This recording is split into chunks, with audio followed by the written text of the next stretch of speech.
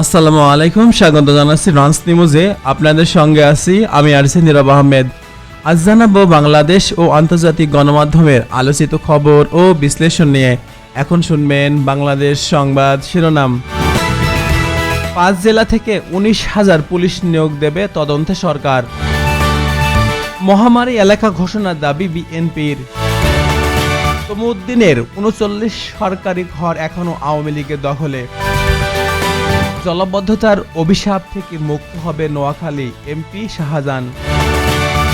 বরিশালের মা ও শিশুর উৎসবে স্বাস্থ্য সচেতনতার বার্তা। 24 ঘন্টায় রাজধানীতে 440 জন গ্রেপ্তার। মন্ত্রিসভায় আর্মড পুলিশের ব্যাটালিয়ন আইনের খসড়া অনুমোদন। বগুড়ায় সুবিধাভোগীর নামে জাল টিপসই নেওয়ার অভিযোগে ডিলার গ্রেপ্তার। 180 দিনের মূল্যায়ন নিয়ে সাংবাদিক সম্মেলন, সরকার ব্যর্থতার খতিয়ানে নাম দিল এনসিপি। জাল সনদে শনাক্তের উপরে বহাল শিক্ষক। অতিরিক্ত আইজিপি হলেন গাজীপুরের police commissioner Israil Howlader. Dhaka Chattogram long march শান্তিপূর্ণ করতে আইজিপির সঙ্গে 11 দলের বৈঠক। মেয়েদের সর্বজনীন উপবৃত্তি পুনর্বহালের সম্ভাব্যতা যাচাই নির্দেশ প্রধানমন্ত্রীর।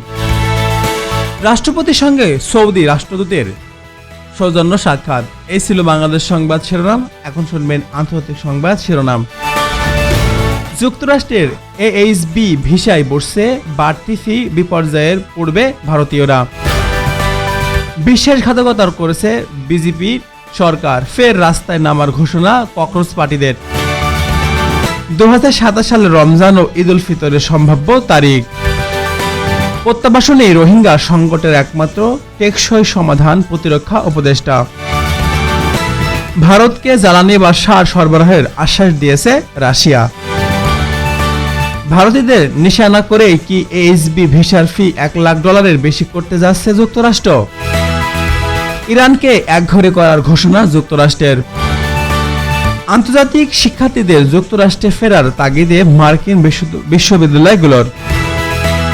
আন্তর্জাতিক শিক্ষার্থীদের যুক্তরাষ্ট্রে ফেরার তাগিদ মার্কিন বিশ্ববিদ্যালয়গুলোর।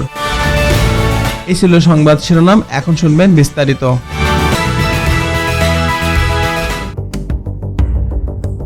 24 ঘন্টায় রাজধানীতে 440 জন গ্রেপ্তার।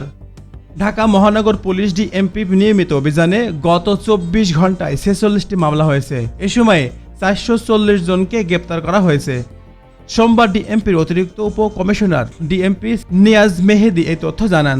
নিয়াজ মেহেদি এক প্রেস বিজ্ঞপ্তিতে জানান, গ্রেপ্তারদের মধ্যে রমনায় 29 জন, লালবাগে 45 জন এবং ওয়ারিতে 50 জন, মতিঝিলে 36 জন, তেজগাঁওয়ে 67 জন, মিরপুরে 127 জন, গুলশানে 31 জন, উত্তরায় 50 জন, গোয়েন্দা বিভাগে 5 জনকে গ্রেপ্তার করা হয়। তমুদ্দিনের সদর শশীগঞ্জ বাজারের পানি উন্নয়ন বোর্ড সংলগ্ন 41টি সরকারি ঘরের চান্দানা ভিটার মধ্যে 39টি এখনও রয়েছে আওয়ামী লীগের নেতাদের দখলে। প্রকৃত ব্যবসায়ীদের নামে এইসব ভিটাগুলো বরাদ্দ দেওয়ার কথা থাকলেও সেগুলো ভোগ দখলে রেখে ভাড়া নিচ্ছেন আওয়ামী লীগ নেতা, আওয়ামী লীগপন্থী শিক্ষক ও সরকারি আইনজীবীরা। সরকারি চাকরিজীবীরা সরকারি ঘরগুলো ভাড়া না দেওয়ায় ইমারত নির্মাণ করার নিয়ম না থাকলেও সরকারি নিয়ম নীতি উপেক্ষা করে দোতলা বিল্ডিং তৈরি করে ভাড়া দিচ্ছেন স্থানীয় আওয়ামী লীগ নেতারা। তমুদ্দিন উপজেলা ভূমি অফিসের তথ্য মতে উপজেলা সদরে চান্দিনা ভিটা রয়েছে 41টি। সর্বশেষ 2014 সালের এই ভিটাগুলো জন্য বরাদ্দ দেওয়া হয়।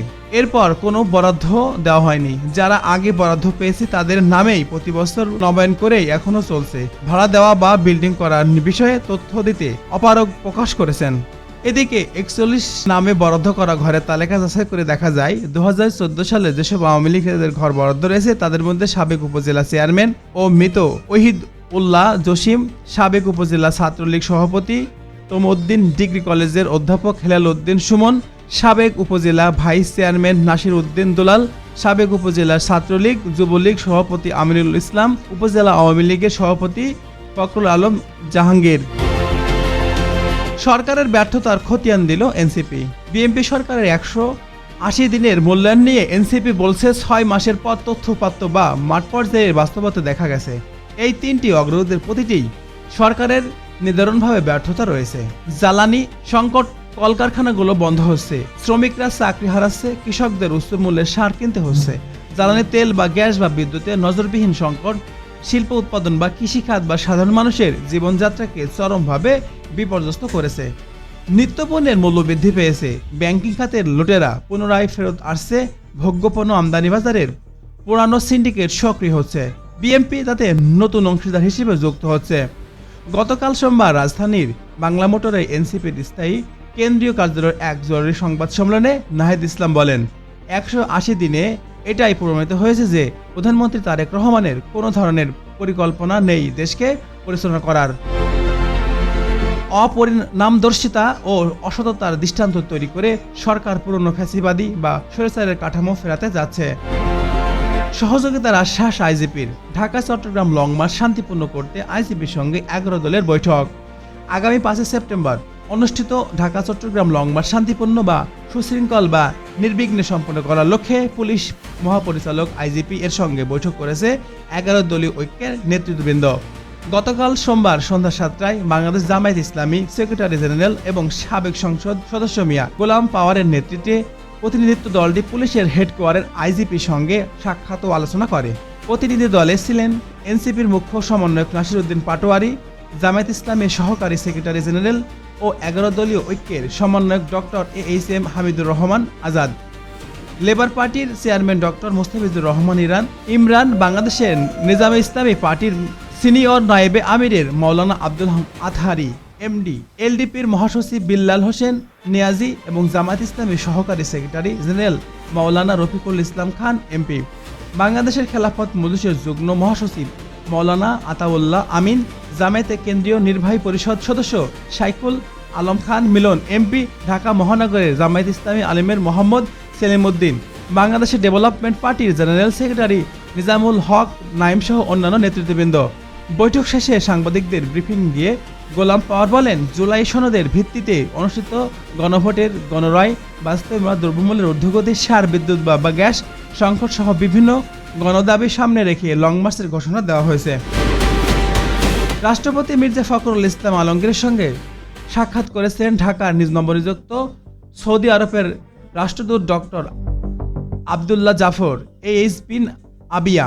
গতকাল সোমবার দুপুরে সৌদি রাষ্ট্রদূত বঙ্গভবনে রাষ্ট্রপতির সঙ্গে সাক্ষাৎকালে সৌদি বাদশাহ সালমান বিন আব্দুল আজিজ এবং ক্রাউন প্রিন্স মোহাম্মদ বিন সালমানের পক্ষ থেকে মির্জা ফখরুল ইসলাম আলমগীরের রাষ্ট্রপতি হিসেবে দায়িত্ব গ্রহণের জন্য অভিনন্দন জানান। রাষ্ট্রপতির প্রেস সচিব মোহাম্মদ সরওয়ার আলম বাসসকে এই তথ্য জানান। সৌদি রাষ্ট্রদূতকে স্বাগত জানিয়েছে রাষ্ট্রপতি। বর্তমানে বৈশ্বিক জ্বালানি সংকট পরিস্থিতিকে সৌদি আরবকে বাংলাদেশের পাশে থেকে সহযোগিতার আহ্বান জানান। একই সঙ্গে তিনি দুই দেশের সরকারি বা বেসরকারি পর্যায়ে বাণিজ্য বা বিনিয়োগ বাড়ানোর উপর গুরুত্ব আরোপ করেন। এ সময় রাষ্ট্রপতি বাংলাদেশি হজযাত্রীদের সফর আরও সুগম বা হাজির কষ্টে লাঘব করার জন্য বিশেষ করে মিনার গোসলখানা বা শৌচা সুবিধার জন্য আহ্বান জানান। এ বিষয়ে সৌদি রাষ্ট্রদূত যথাযথ ব্যবস্থার কথা জানান এবং আশ্বাস দেন।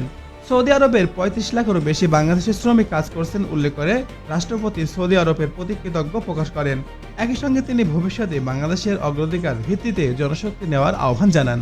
এ সময় রাষ্ট্রপতি সৌদি রাষ্ট্রদূতের মাধ্যমে সৌদি সালমান শাহ বিন আব্দুল আজিজ এবং ক্রাউন প্রিন্স মোহাম্মদ বিন সালমানকে সুবিধাজনক সমন্বয়ে বাংলাদেশের সফরে আমন্ত্রণ জানান। সাক্ষাৎকালে রাষ্ট্রপতি সৌদি আরবের সঙ্গে বাংলাদেশের সম্পর্ক অত্যন্ত চমৎকার উল্লেখ করে দ্বিপাক্ষিক সম্পর্ক সহযোগিতা আরও জোরদার করার কথা জানান। এই ছিল সংবাদ শিরোনাম ও বিশ্লেষণ। নেক্সট কোন এপিসোডে আপনাদের মাঝে উপস্থিত হব। ততক্ষণ পর্যন্ত ভালো থাকবেন। আল্লাহ হাফেজ।